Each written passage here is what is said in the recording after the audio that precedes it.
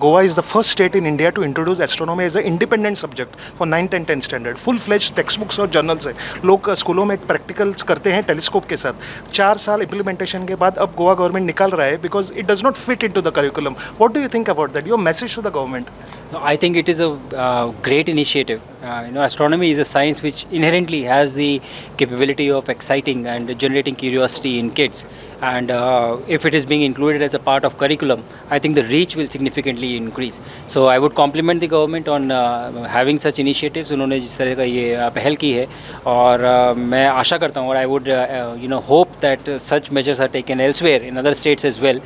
And overall in the country, this excitement about space exploration should increase. Our own space stations, a lot of aspects, from space medicine to space nutrition to physiology, clinical science in space. A lot of these are going to open up in our country, and so we should be looking out. The kids should be made aware that this is what is happening, and they can pursue space irrespective of which domain they come from.